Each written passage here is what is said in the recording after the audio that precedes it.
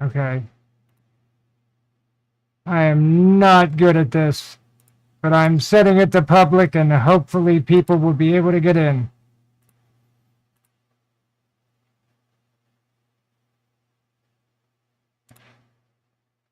Public.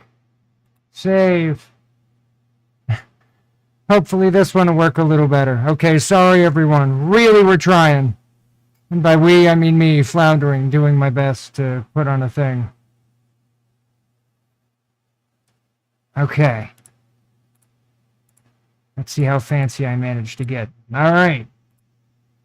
Let's go to the official time check-in for the official time check-in box, which is here to let us know that as of right now, it is 11:31, so we still have a half an hour of good times and well wishes and things until it's New Year's.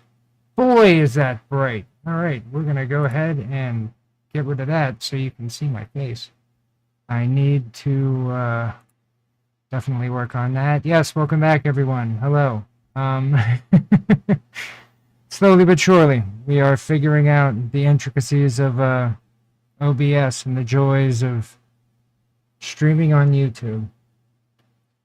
Anyway, I hope you like this jacket. I've had it for 2 years and have had one opportunity to wear it so far. So I figured I had to break it out. I even had to buy watch batteries and sew the thing into this little button into the pocket to turn on Christmas mode, turn it on and off.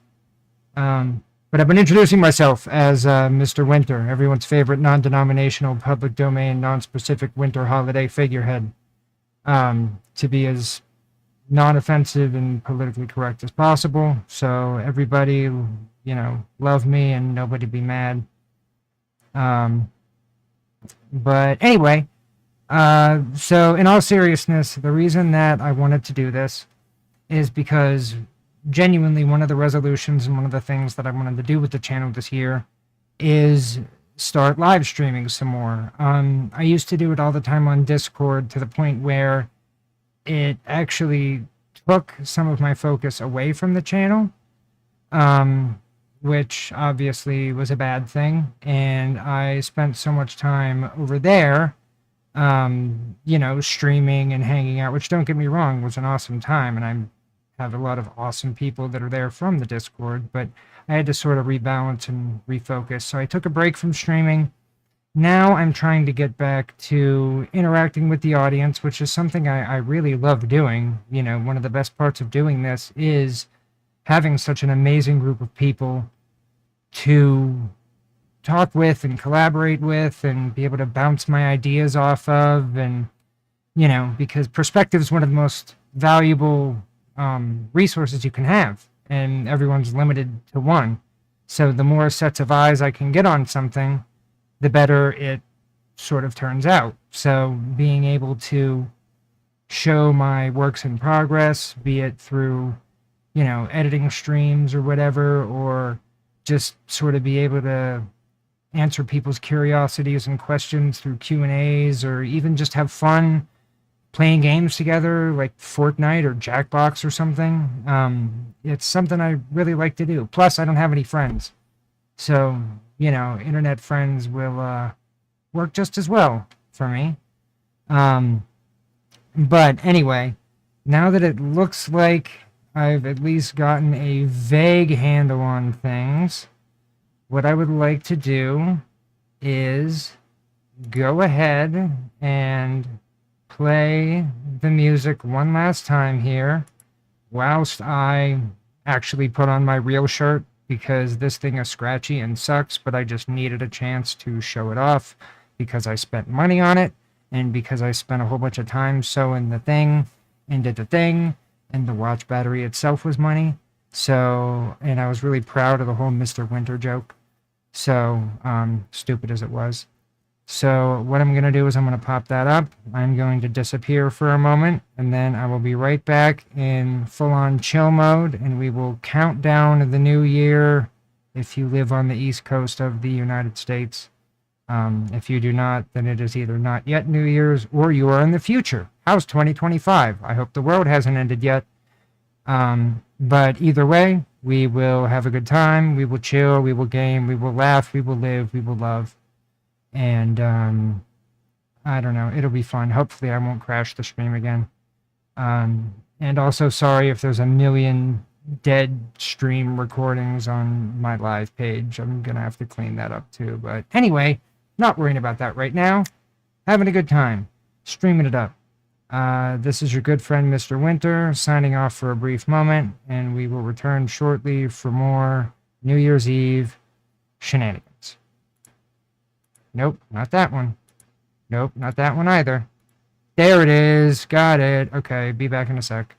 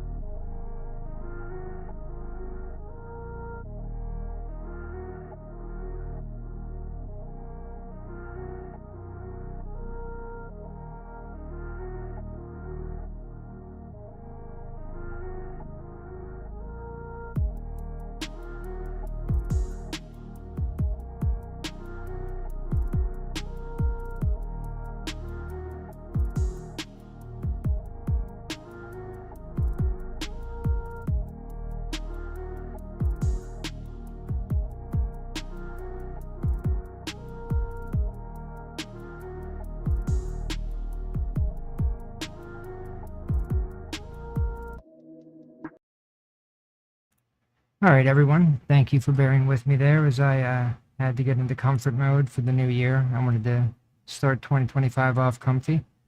This is far and away my favorite purchase that I have made this entire year.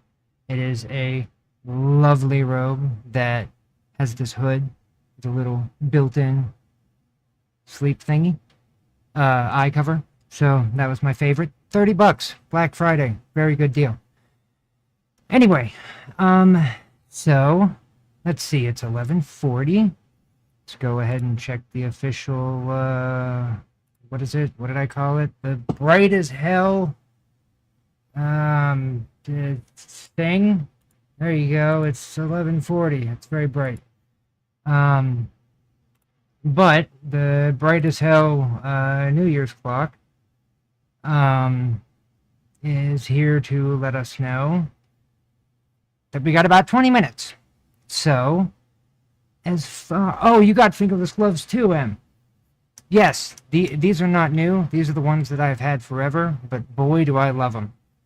Because I'm a person who's constantly on his computer and doesn't really do much else. So having them to type and work on, like, my little tablet and stuff is great. Because I've made the mistake of trying to buy full-fingered gloves and type and write and stuff with those, and it's a nightmare. It's the worst. So yeah, fingerless gloves all the way, dude. I never left that emo phase in, 2009. This is just what I got. But anyway, so honestly, I came into this, as if you couldn't tell, kind of unprepared and just winging it. So we've got a little time. I don't have a specific cutoff time after New Year's that I gotta go anywhere. So honestly, the stream is pretty much up to you. I had a few ideas. If you guys wanted to do a Q&A, or if you had just any questions in general about the channel process, me, whatever, feel free to throw them out. I'm trying to keep an eye on the chat as best I can. Like I said, this is all new to me, so I apologize if I miss someone's question or whatever. But I'm giving it my best. We could do that. I could just sort of explain my plans for the future of the channel, where we're at now, what we're looking at moving forward. I'd be happy to just sort of give everybody an update and then sort of leave the VOD up for anyone who would like to catch up later. That's totally cool. And then the other idea I had was we could watch the last video that I put up of the sort of lost cases that, I posted, and I could commentate on a bit of those. One in particular that I was really proud of, where we could play Jackbox. Honestly, I'm pretty open to anything. The next case, what is the next case? So I'll tell you what, I don't want to give it away 100%, but we have been working away on it pretty diligently. And I say we because we actually do have somewhat of a little team put together now. It is no longer just me doing the video. I actually have someone who is directly assisting me both with organization, research. I have several moderators who are on the channel who are helping out there. I've partnered with an agency that is very experienced in this area and has been helping me out with business promotion and finding resources. So, fortunately, we've reached a point where it's no longer just me doing 100% of all the videos. So the next case, we've been working on it for a while. So far, it's looking really good, and I think the finished product is going to be done probably early to mid-January once we get it to the area that we really want it to be, or at least the level of quality that we want it to be. I'll tell you what, I won't say exactly who it is, but I will say that I got all of the materials, all of the information, and the resources from my good friend, Damon Varial, who is another true crime producer. who makes awesome content. If you don't know him, you should check it out. I think his channel is just called Verial, Verial. He hooked me up with all kinds of documents, photos, footage, everything for this case for one of his videos that I think just unfortunately didn't get the love that it deserved. YouTube can be really weirdly hit or miss like that. You know, he put a lot of work into it and he found a really good case and did a lot of research. It was really interesting. It was really well done the way that he looked into it. And for whatever reason, the algorithm just wasn't feeling him that day. So it just didn't get a lot of views. But because he's such an awesome dude, he was totally happy to let me use the stuff and take my own whack at presenting the case. And so far, it's coming out really good. So if you want to give him some love, maybe check out some of his lesser viewed videos, give him a little bit of a bump and see if you can't figure out and guess which one it's going to be. I've been working really hard to, as usual, my new standard of quality is to enhance the audio, enhance the video, make sure everything is as smooth and as visually and audibly pleasing as possible. And that's been going very well. I've discovered some really awesome software to help me out with that. So it's felt really good to have some help tackling these cases, because as much as I love the channel, trying to do everything by myself has just been a lot. So to have some assistance has been really awesome, and I'm super grateful to everyone who has helped out. Pixie Del Muerte and Miranda Stone, who are in the chat right now, are two of the biggest contributors. So if you like the channel, thank them. They're a big reason why it's still here and why it's functioning at all. Let's see. Anything else? Anything else? Let me scan back through the chat real quick. Thank you, Colleen, for loving my robe. I love your name. That was my mom's name, and my mom was awesome. So, good name. Let's see. Yeah, Em, I've sort of always pegged you as an Avril Lavigne type. Both the original and the clone. So that's pretty cool. Let's see. Yeah, M's always on point. Yeah, so... Alright, Bright as Hell says that it is 11:48. We are getting there. I'm honestly gonna have to take a second and literally find a darker clock.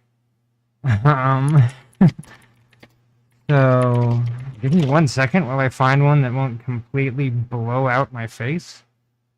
Once again, this is why you should plan ahead when you live stream. Let's see. Oh, you know what? I bet I can do this. I bet I can just do a dark mode on it. I bet I can go bada bing, bada boom. Dark mode on ya. What time is it? Dot, whatever. Go away with you.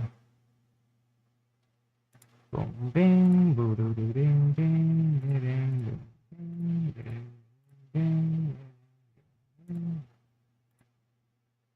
Let's see. There we go. Hey, how about it? All right. Figured that out. Slowly but surely. Now let's see how that looks.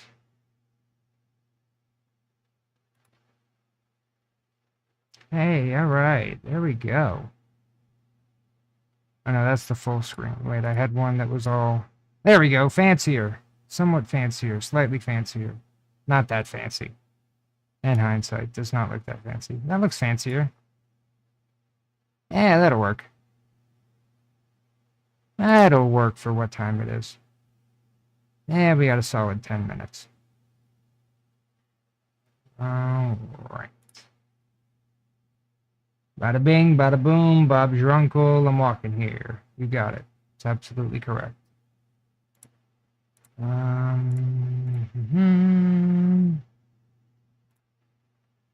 we go. So, I mean, honestly, let's see.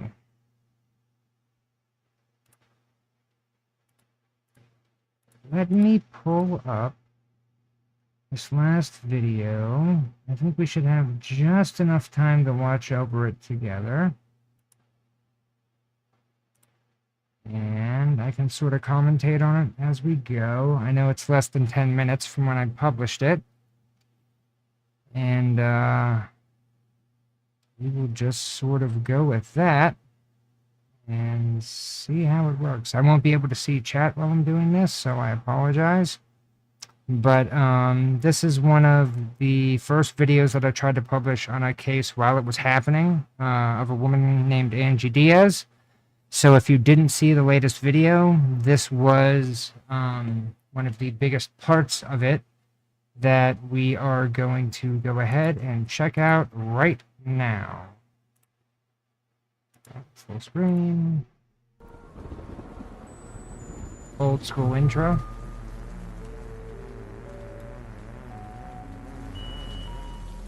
Angie Diaz was a Nicaraguan immigrant who came to the United States in 2019 to reunite with her mother, who herself had emigrated several years earlier to help support their family back in Nicaragua. Despite working 2 jobs to not only support herself, but to help pay for her aunt's cancer treatment back home, she was always smiling and full of joy. One of the biggest contributors to that joy was her longtime friend and recent husband, 21-year-old Jared Dicus. Angie and Dicus had met at one of her jobs, a store called Cheap's Meat Market, shortly after her arrival in the country, and after dating for several years, finally decided to tie the knot in October of 2022. So if you're one of the newer subscribers who didn't see this video and hasn't seen some of my first ones, this whole rain and thunderstorm effect thing is actually the reason why the logo is the umbrella and the magnifying glass, because it was supposed to be like the detective investigating things in the rain kind of vibe. I've been thinking of ways to bring it back. In the motion version of this background, which I didn't have time to load up, it's actually still raining outside and I have some faint thunder going. So we are hoping to bring the rain and thunder motif back. I get some comments of people saying that it was soothing and they like the sound of thunderstorms over top of the sort of intensity of the cases. So we are working on that, and hopefully we'll have something reminiscent of it back soon. They moved in together in a small home behind Dicus's parents' house on the same property. Friends and family said that Diaz was very happy with her new husband. They did have occasional arguments like any couple, and the police had been called to their home on at least 2 previous occasions due to domestic issues. It's unclear if Angie or Dicus themselves made any of these calls, or if it was a family member or some other outside person, but overall, the couple seemed happy and well suited to each other. However, on January 11th, 2023, after only being married for 2 months, this perception would drastically change. Police received a call at 4:18 p.m. from Dicus's father, reporting a possible deceased person in the small home Angie and Dicus shared. Police arrived shortly thereafter to find a gruesome, bloody scene. In the bedroom of the home, they found the body of an unidentified female with multiple stab wounds to the back. Unidentified because she didn't have a head. Dicus reportedly knew about the call to police and remained at the scene until they arrived, at which time he and the rest of his family were immediately taken in for questioning, and an investigation began. By examining the body, police were able to determine that the head had been removed with a kitchen knife. After searching the property, in the shower, they found a bloody kitchen knife and the severed head of 21-year-old Angie Diaz. Here's lead investigator Sheriff Troy Guidry discussing the incident. Yeah, can you tell that I had recently gotten subscription to a stock footage website whenever I made this video. I was real big on filling in things with stock footage. But editing together this clip of this sheriff talking, the actual clip itself, if you see it, it's like 3 minutes long, and he bounces back and forth from subject to subject, and it's not in chronological order at all. So as you watch it, when you see these quick cuts where there's literally a word or two being put together, I got comments of people saying that they were suspicious of him saying something he wasn't really saying, like I was making a Frankenbite, editing it together. It wasn't that. It was just this guy was all over the place. And honestly, after investigating a scene like that, I can't really blame him. But it was just so hard to try and take this 3-minute thing that went from A to B to Z to X to Y to R to S to T to Q to P to N and bring it together into a little clip that actually made sense. But eventually we got there. The father of the suspect made the initial call to dispatch. The way it sounds, they immediately called when they found the victim. She was found in the back of the second home. This did happen at 4:18 as the initial call that came in. Upon arrival, they did find a deceased person inside the house. It was a portion of a body dismembered, residence that was covered in blood. It's a gruesome scene at best. Everything happened on the property, and all parts and pieces were recovered and submitted for evidence. There has been prior calls disturbance-wise, but nothing to this effect and to this level of violence. At this stage, we do have a confession, but it is still under further investigation. The suspect placed into custody for what we're assuming is going to be a murder charge in the end. It is gruesome. It's a gruesome crime, and hopefully everything turns out to be end up the best way it can. The best you can say is that's the world we live in today, and it's a gruesome scene, and both sides of these families are going to be altered by it. Either way, suspect and or the victims. It's a gruesome world we live in today. Like, it's such an insane scene, and it's such an insane crime that seems so senseless. But that was why I jumped on this case so quick, because I really wanted to cover it and get it out there, because of all places, someone I had seen share it on Facebook, but short of that, there was hardly any coverage that I was able to find. And before we get back to the remainder of that video, I think it's about time to pretend to be excited for the new year. Hey, it's about that time. Ba, ba, ba.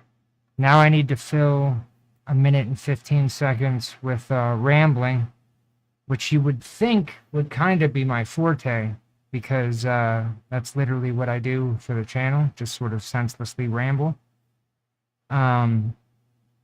But whenever I'm really under the gun, it's not necessarily my strong suit.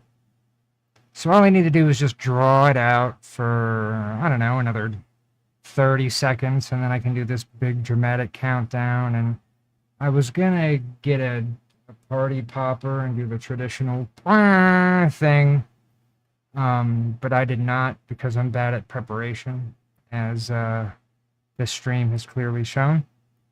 But I'm not gonna end it like right away. We're still got plenty of time to chill, but thanks to everyone who hung out. All right, ready? I guess we'll count down 15. 15, 14, 13, 12, 11, 10, 9, 8, 7, 6, 5, 4, 3, 2, 1. Happy New Year, everybody.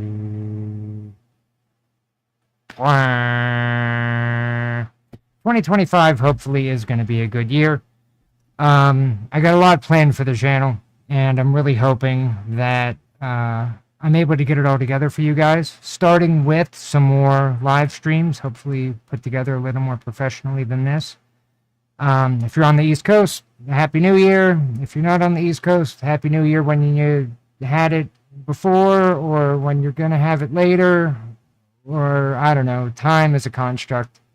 So what are you going to do?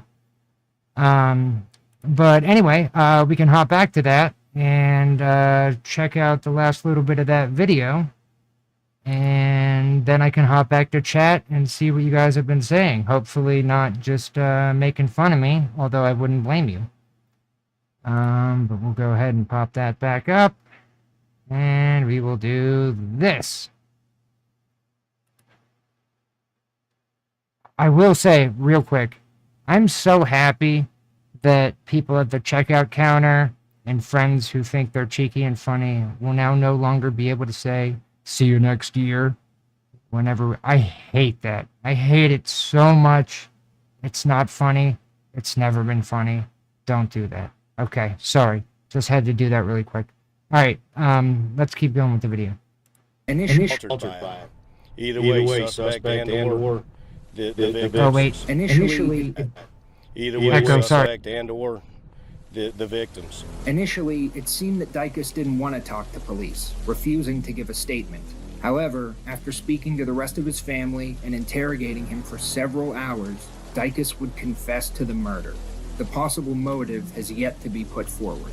Surveillance footage was obtained from the store where Diaz worked, showing Dykus entering the store, grabbing a beer, and returning to his car without paying, before cracking it open, taking a sip, and driving away.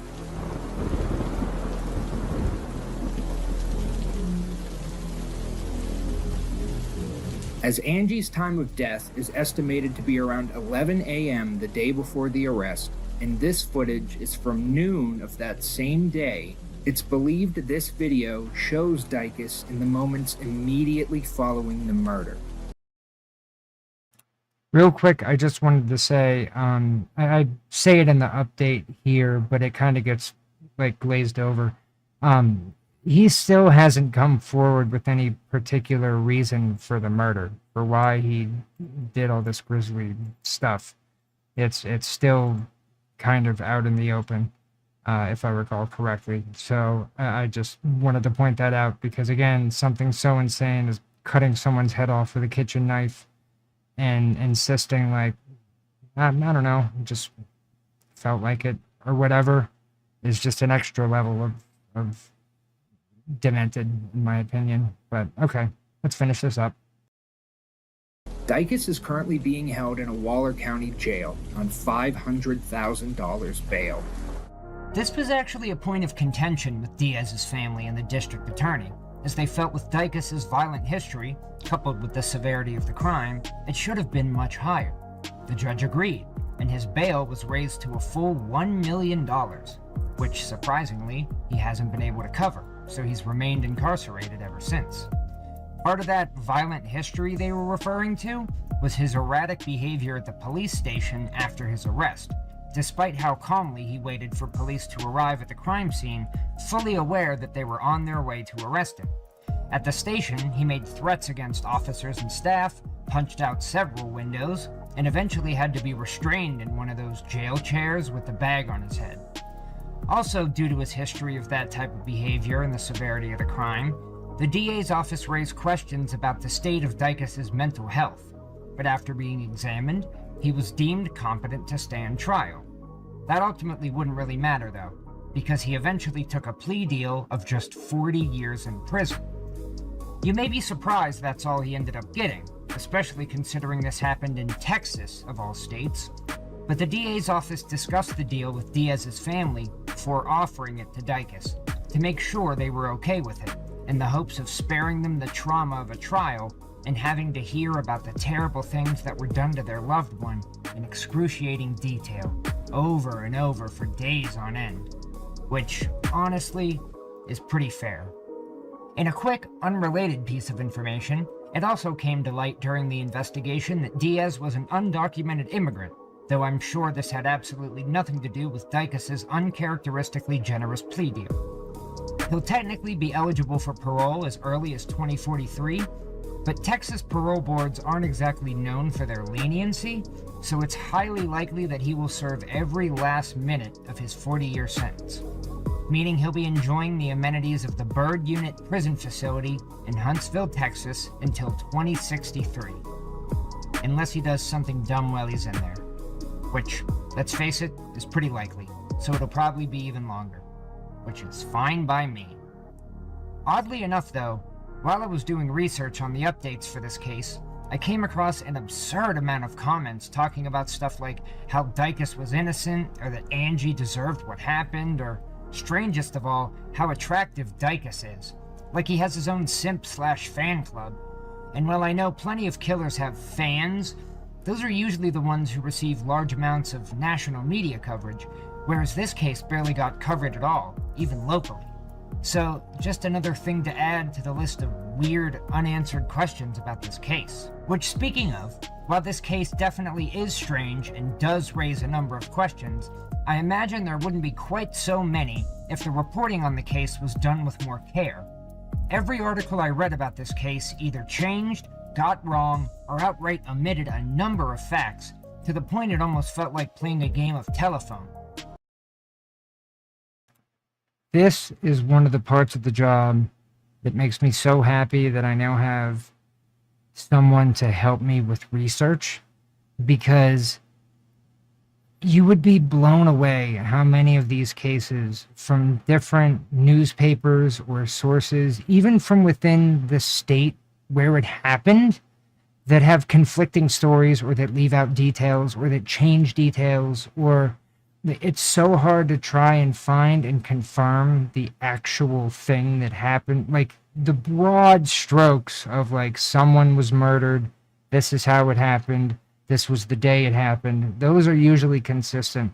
But the more finite details, they're always so all over the place. That's why we always try to go straight to the source, get as much info as we can directly from the police department, because they don't leave out details. They have their T's crossed and their I's dotted. So that's why there's nothing wrong inherently with just using news reporting and secondhand sort of sources. Like I did that somewhat in the beginning myself because that's all that's available. But once you figure out how to get those direct sources, that's the way to go. Because the news itself, just because it's on a traditional media channel, that doesn't mean that it's going to be accurate. An article would be written, the next publication would quickly skim it over and then write their story from memory, seemingly with no fact-checking or contacting of the families, save it, publish it, and the cycle would repeat. I'm honestly not exactly sure why this was the case, but one possibly contributing factor could be Angie's status as an illegal immigrant. In fact, despite it not really having anything to do with the case, pretty much every source that covered it made sure to point that out and really drive it home. And finally, shortly after Angie's death, a GoFundMe campaign was created by her uncle to raise money in the hopes of getting Angie's body back from the government and back to Nicaragua to have a proper funeral. It started with a goal of $35,000, and within 48 hours was 90% met. They stopped accepting donations shortly after reaching their goal for a grand total of $37,915. Thanks to this, they were able to have a funeral for Angie later that month in Magnolia, Texas, for her friends and loved ones in the United States.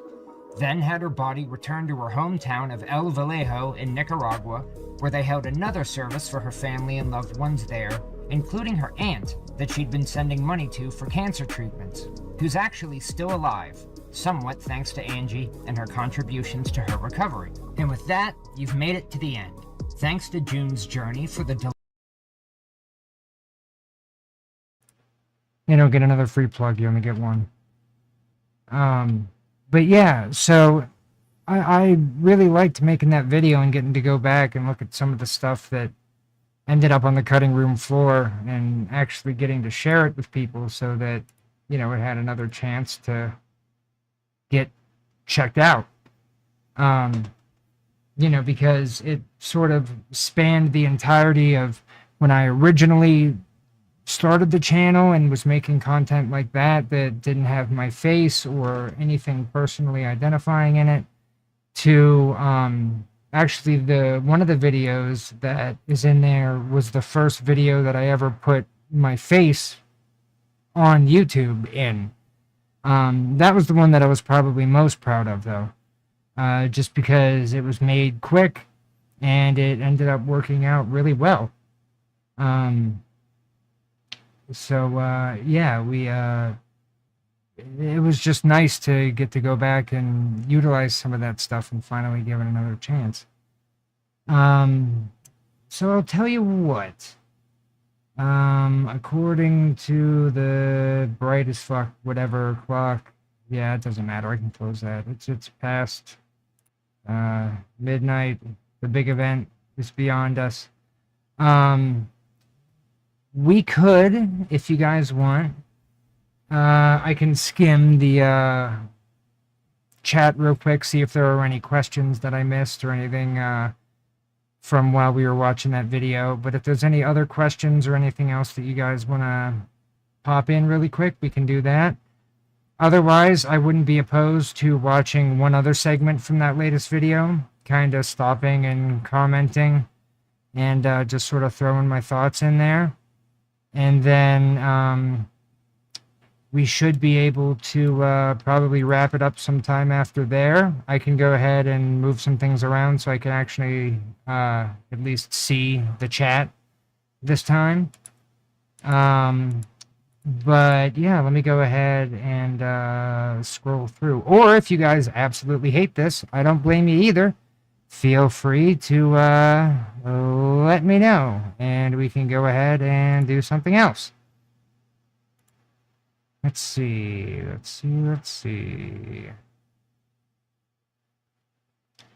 Yeah, I mean, honestly, this wasn't as bad as I thought it was going to be. Yeah, we had to restart once or twice, but, you know, it's doing all right, I think.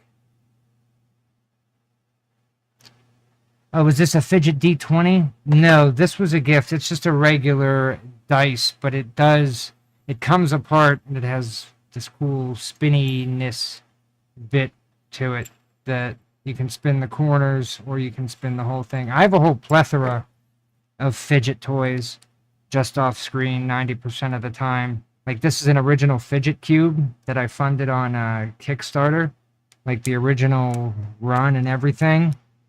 I have this fidget roller that I use all the time. That just, my hands always got to be doing something. So chances are, if I'm ever live or if I'm ever doing anything at my computer, I got something going on.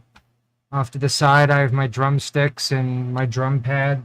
So if I ever get the chance to tap on stuff and occupy myself that way, I'm always doing something. It drives people in my life crazy, so thank you to those that put up with it. But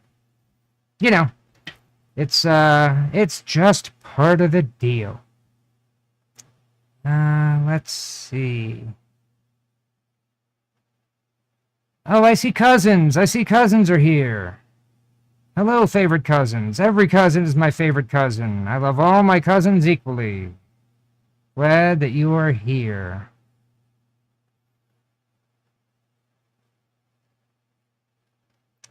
Yeah, 2025 is going to be good. I've been working on a schedule to sort of not prioritize, but sort of equally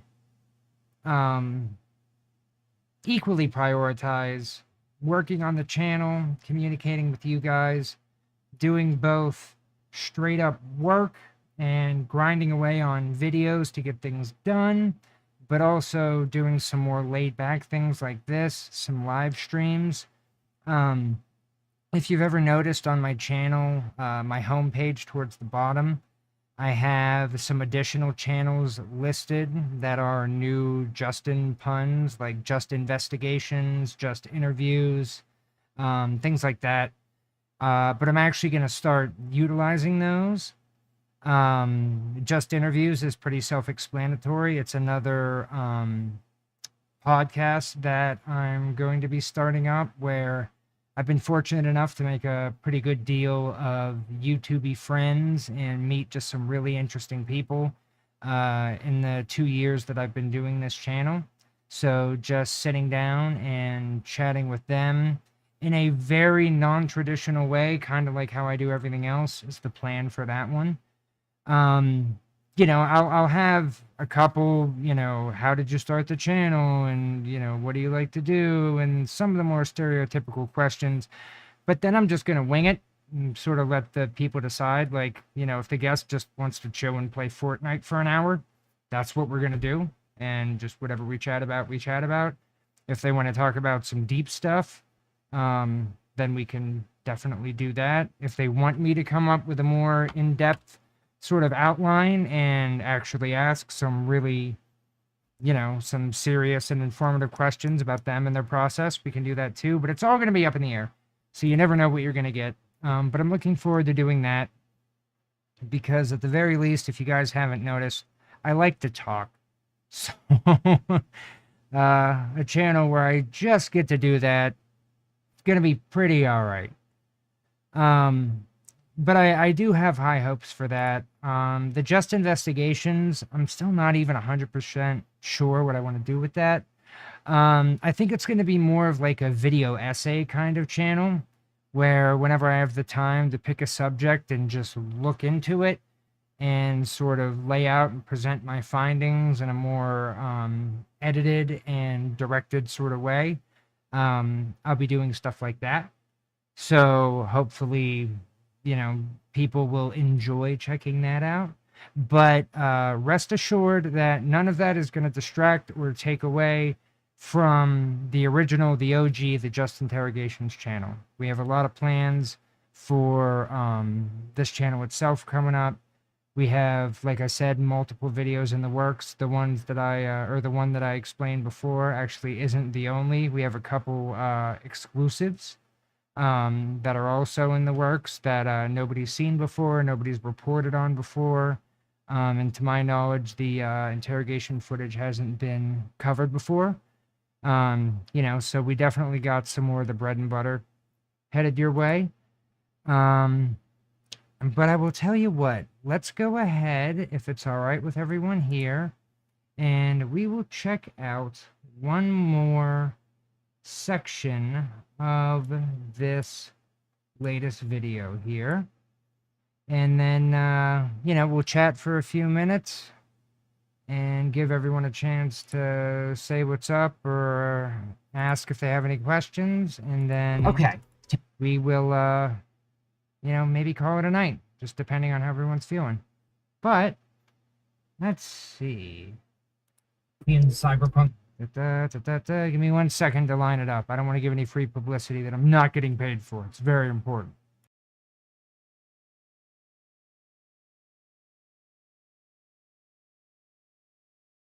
All right, so the segment of the video that I want to show you guys and check out is the segment on Morgan Daub, who, if you haven't seen it, I won't give it away. It is a very traditional Just Interrogations video. As far as the recent style of production goes, like I said earlier, it was actually the first one that I did in this style. So it's a little rougher than some of the editing that you're used to now, but you can see the roots of everything that the last couple videos have shown, where, you know, it's actually me on camera. I have some graphics, I have some text, I have some transitions. They're definitely not up to par with the level of quality that I strive for now, but everybody's got to start somewhere, like with this stream, and hopefully, much like the video, these will also grow in quality and entertainment value instead of just me rambling with no plan. But I'm going to go ahead and flip this on. I am going to be able to see the chat this time. So let's go ahead and give her a watch. To begin, we're going to watch a video of a mentally disturbed young woman who, when forced to contend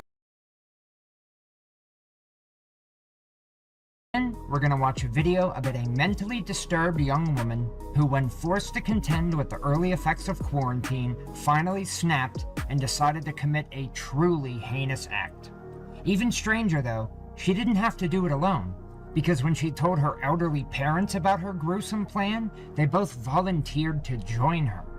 What is easily one of the most unsettling, bone-chilling cases I've ever covered, let's begin our journey through the cutting room floor of the Just Interrogations studio with the case of Morgan Elizabeth Daub, martyr or murderer. When the world shut down in 2020 as a result of the coronavirus pandemic, it affected a lot of things in a lot of ways. Financial, logistical, medical, and worst of all, social. Most of the extroverts were able to transition to isolating well enough, staying in touch with people by phone or video chat, albeit begrudgingly, while some of the more introverted among us weren't even particularly bothered when everything kicked off, rather enjoying the idea that keeping to yourself and staying away from others was actually being encouraged. But what about the people who were already isolating before the pandemic?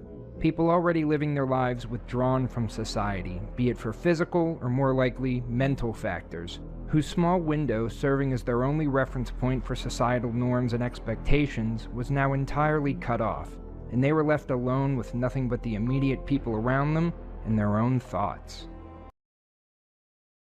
This was also very recently after I got the subscription to the stock footage thing. Can you tell? This is Morgan Elizabeth Daub, and she was unfortunately one of those people. This picture was taken in 2017 after Morgan bowled a perfect game in the amateur league she participated in with her mother. At the time, she was described as smart but timid. Outside of bowling, people in her hometown of York, Pennsylvania didn't really see her.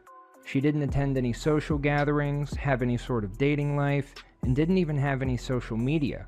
Which is why it was so strange that on September 18th, 2022, she uploaded a video to YouTube with the following description. I had a few things to get off my mind. Needed to share a bit of the insanity that's been going on in my life lately.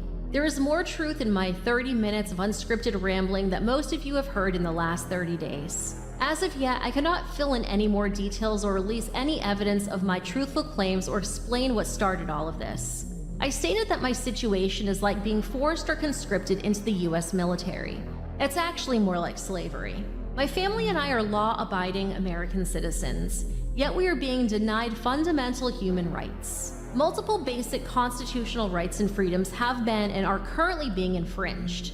We are daily enduring all manner of harassment and illegal, unconstitutional surveillance. The majority of this is, shall we say, most likely being executed by Donald Trump's military and intel agencies. Even more unbelievably, President Trump and the military seem to have the backing of Trump's new spiritual advisory board, which might include Mike Thompson, Kevin Zadal, Chris Yoon, Jim Stockstill, and others, as well as his legal advisors, which might include Rudy Giuliani, Jenna Ellis, Lynn Wood, and more, and all of what they are doing to us, and yes, even with attempted mind control. I do believe that much of this falls into the category of human rights abuses.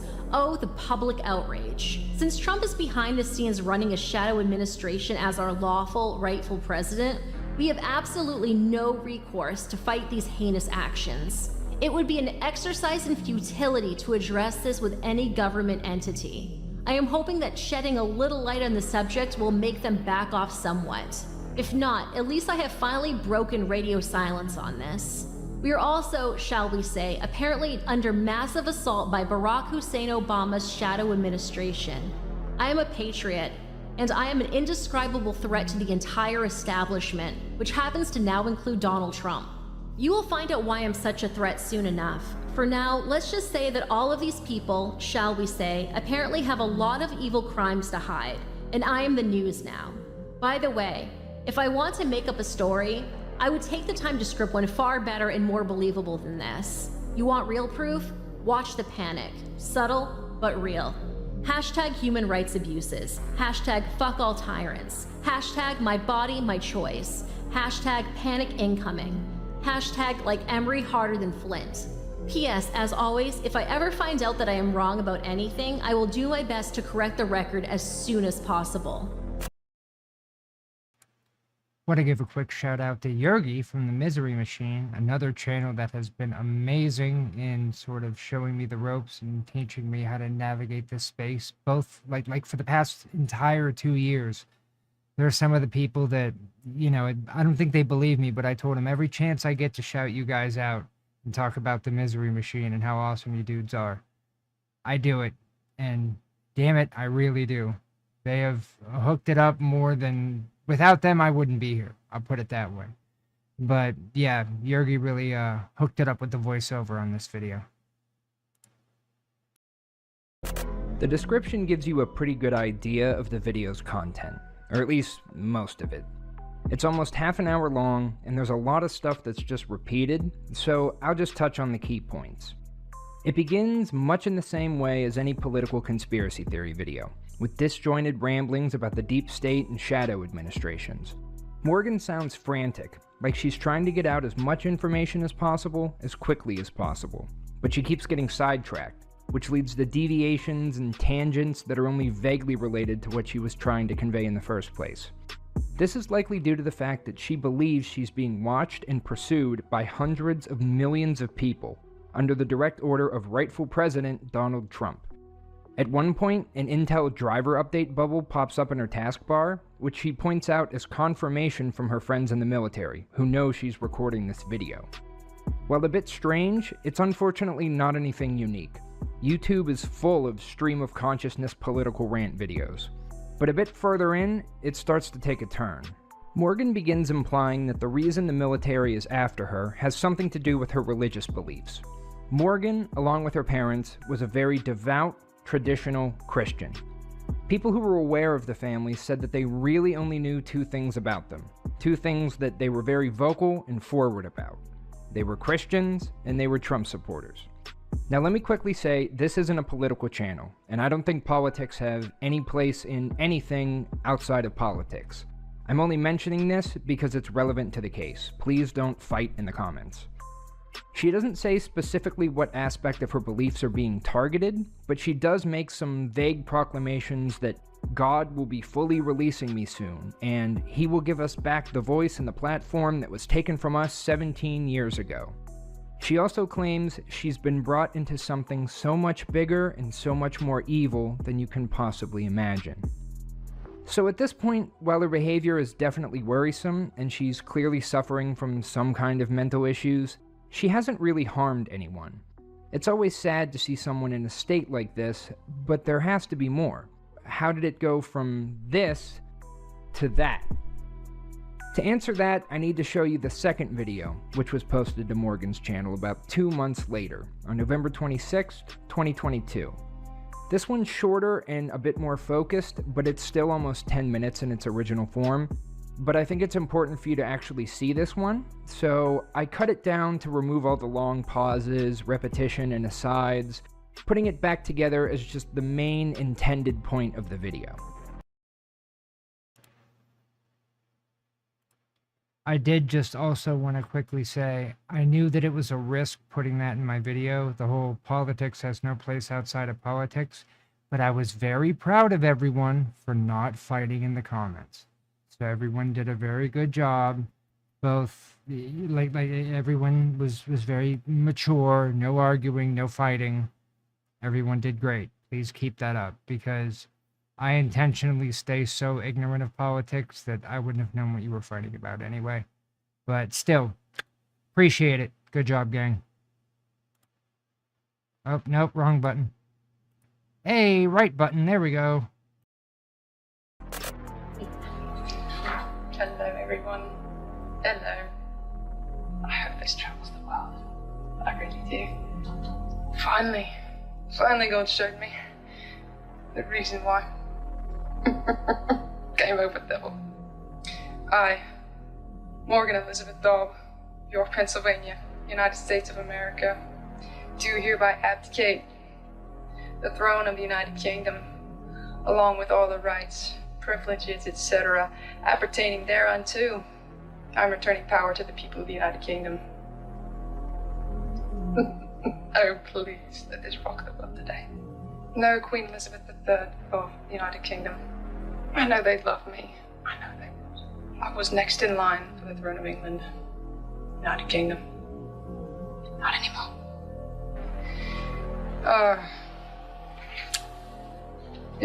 A devil goes for too much. Thinks he can outwit the Most High God. I refuse to be queen of the United Kingdom. I will not be your next queen. If you honor me at all, you will set up a republic, a system of government similar to what the United States has. Our Constitution, study it, throw off the royalty, throw off the monarchy. Somebody somewhere down the line decided they were going to be royal. Nobody was actually born royal. And then somebody else went along with it. This is funny. This was the penultimate plan against me and against God. Didn't know I was the ideal pick for Antichrist, for the devil.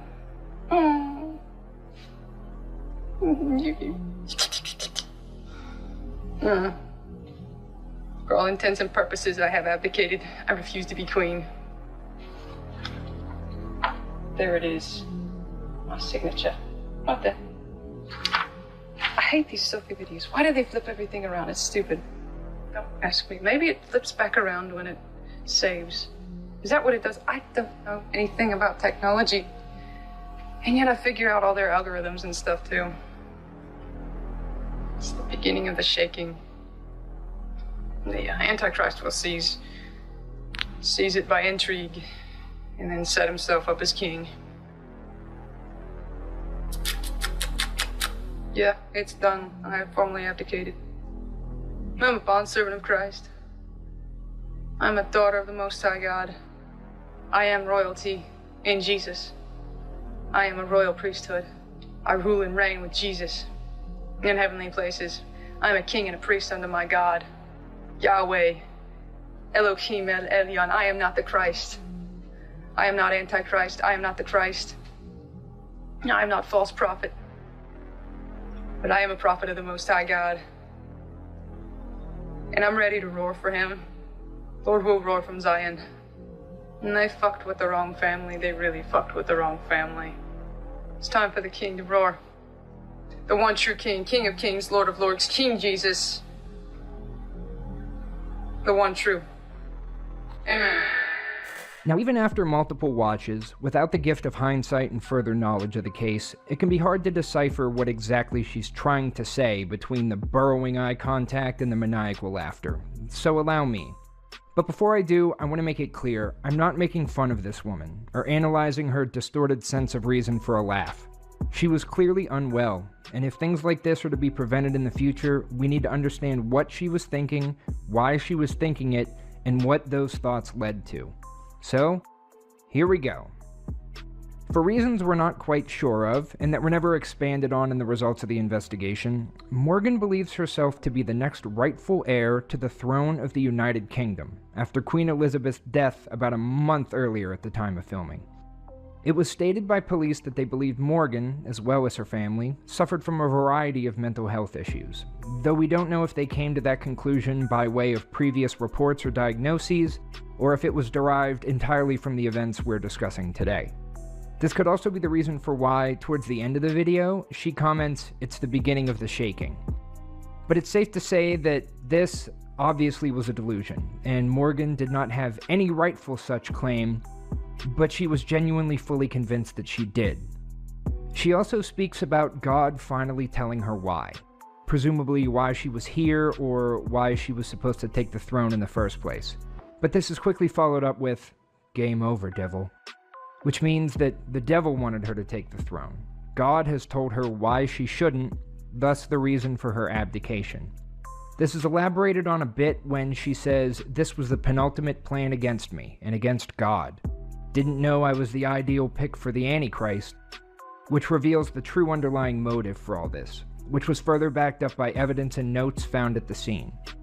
Morgan believed she was the Antichrist, and it was the devil's plan to put her in a powerful position, presumably to do harm. In her own words, the Antichrist will seize the throne by intrigue and set himself up as king. The video ends with multiple rapid-fire declarations about being a priest and a king under her God. Elohim El Elyon means the Most High God, and I am not the Christ, I am not the Antichrist, I am not a false prophet. She closes the video saying that she's ready to roar for him, and it's time for the king to roar, probably tying into the name of her YouTube channel, Lioness Arising, which is also the name of a motivational book and sermon by Christian author Lisa Bevere, and while there's nothing tying those particular works directly to Morgan, it's not unlikely that she was at least aware of them. After this video, Morgan was quiet on social media through the rest of 2022. On January 24th, 2023, she posted her final video, which was a simple 5-second clip of text that read, "Follow me as I follow Christ." Sometime between posting that video and the morning of January 25th, one of the Dobbs neighbors heard 3 gunshots coming from their backyard. Later that day, the neighbor tried to look over their back fence and see if the family was around, but only saw some trash and deflated Christmas decorations, so they called the police to request a welfare check. When police arrived, the front door was locked, so they went around back and hopped the fence, which is when they realized that those deflated Christmas decorations were actually the lifeless bodies of the Dobb family. They were laying in the backyard in a straight line. James was furthest from the house, lying face down with a bullet wound in the back of his head and a pair of earmuffs to his side. Behind him was Deborah, also with a bullet wound to the back of the head and a pair of earmuffs nearby, wearing a leather pistol holder with a pistol and shell casing lying next to her.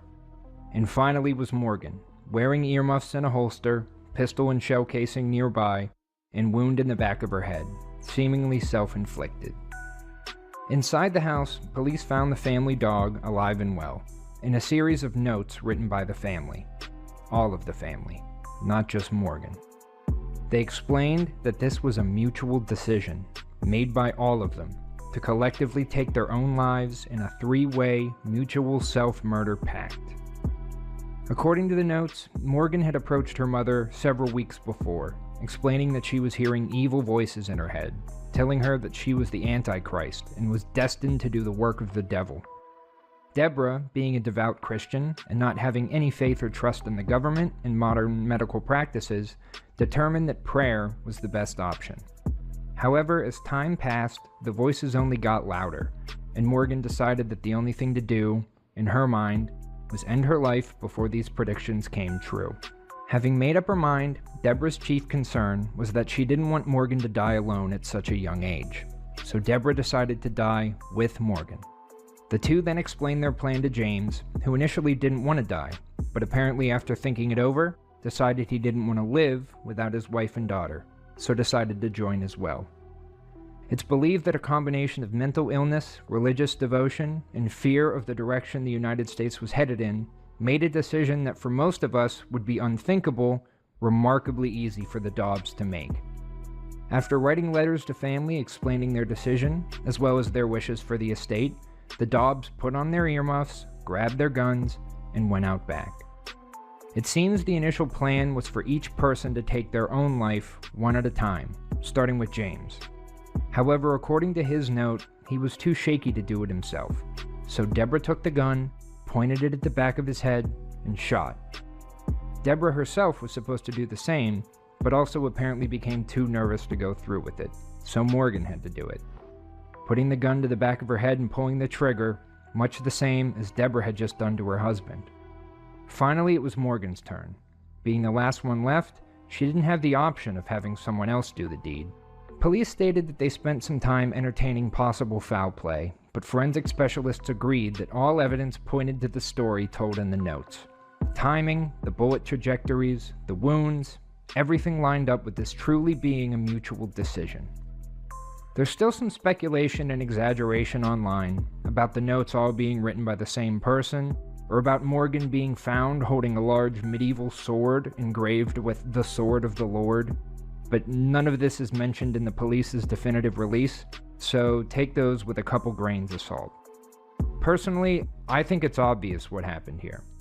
A family that was already struggling spent years in solitude, with only their religious and political beliefs running wild in their heads, continually warping their view of the outside world, ramping up fears of persecution and cataclysm until one of them broke and took the rest with them. It's tragic because if even one of these people was aware of their shared delusions or seeking out help for their mental health issues, this possibly could have been avoided. But instead, they played into one another and allowed things to get out of control. If you learn anything from this case in this video, let it be that mental health needs to be a priority. If you're struggling at all, however mild you may believe it to be, get help while you still can.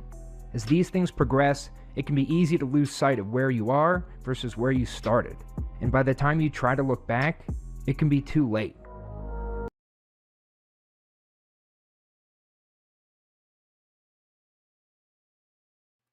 All right, so real quick, just before I play this last little bit and provide the updates and following thoughts for that video, I just wanted to say I'm probably going to wrap it up after that. If you guys have any other questions or comments that you want to throw my way, there's still like another 5 minutes or so before we get to the end of this segment, so I'll have a little wrap up afterwards. Feel free to throw them my way. Otherwise, thank you all so much for hanging out and everything. We're still going to watch, we're still going to chat, we're still going to check this all out. But it means a lot that you guys came and stuck with me through my shit show of a very first YouTube live stream attempt. I promise they'll get better, and I will work on it to the best of my ability so that going forward, hopefully they'll be a little more fluid. But yeah, thank you everyone. And now if it's all right with you guys, let's close this out and watch this final segment here. And like I said, if there's anything else you want to send my way, ask, or whatever, go ahead and throw it in the chat, and I'll scroll through everything one more time before we all sign off here. Cool. Now, given the nature of that case, I don't really have any significant updates to give you. It seems like any extended members of the Dobb family haven't come forward or made any statements to the media. There hasn't been any changes in the perceived motive or any involvement of foul play. None of the speculation, exaggeration, or conspiracy theories seem to have panned out. Shocker. And while multiple additional articles have been written in the time since mentioning the eponymous Sword of the Lord, there still hasn't been any confirmation directly from police, or has it been listed in any official evidence files that I could locate. So just be careful believing that particular bit if you have hypertension or something. That video though, despite not being posted to the channel as originally intended, still ended up being quite important. It was the first video I made in the new current JI style, with the cyberpunk aesthetic, animated background, and actually fully appeared on camera. That's one of the main reasons I was kinda iffy about putting it out. I wasn't sure about my presence and ability to keep people engaged, and it was just so weird actually seeing myself on video that I ultimately wimped out. I'm glad I decided to revisit it though, because in hindsight, I'm actually pretty proud of that video. And I even got asked by Snapchat to make a 3-minute version as a demo pitch for a show. That clearly didn't go ahead, which is probably a good thing, considering my overall punctuality when it comes to videos and deadlines, but it really was a milestone of sorts for the channel. Not to mention my first collab with one of my true crime mentors and someone I'm happy to call a friend to this day, the lovely Yergi from the one and only Misery Machine. If by some insane coincidence you don't know who they are, I'll put a link in the description for you to check out, which you should. And if you'd like to see that little Snapchat version of the Dobb video, it's posted on my Patreon somewhere. Now this next video is not only... Okay, yeah, we won't do the whole next one because it's a whole other thing, and it was an interview, and it was definitely a departure from the norm. I mean, it did okay, but it gave me, some experience in interviewing, and I promise it's improved since then. So if you want to check out that middle segment, feel free to check out the video. I'm sure one of the mods will be kind enough to link it in the chat before we finally sign off. Or it's just the most recent one on the channel, so feel free to go check that out. But like I said, short of that, I don't see any other major questions or anything big in the chat here. So I think we're gonna go ahead and wrap it up.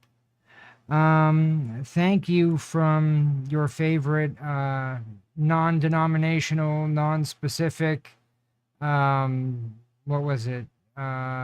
Indiscriminate, public domain, winter holiday figurehead, Mr. Winter, for hanging out for our belated winter holiday and New Year's stream extravaganza. Sorry it was a shit show, but, you know, it could have been worse. It could have just been me going, huh? What?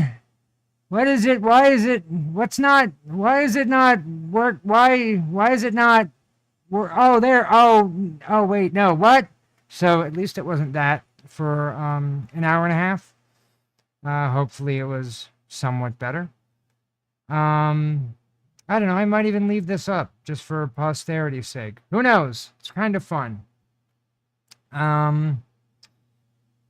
But yeah, I guess I put off the inevitable long enough. I think I'm going to go ahead and sign off. I'm going to get myself something to eat. I'm going to make the ceremonial Pennsylvania 1 a.m. New Year's Eve, New Year's Day mac and cheese. Which, if you don't know what that is, you're not from this area. Don't worry about it. It's not for you. And I really hope you guys are excited for the Season 2 stuff that the channel is going to be bringing soon. We've really been putting a lot of work, a lot of dedication, and a fuck ton of time into making some really awesome content that I think you guys are really going to like. So, I guess until then, thank you for being here. Happy New Year to all of you that it has been New Year for, and Happy New Year in the future to all of you that it will happen in the future. And hopefully I will see you all soon on the next video. So this is Justin, your ever-present unreliable narrator, signing off, and hope to see everybody soon. Bye-bye.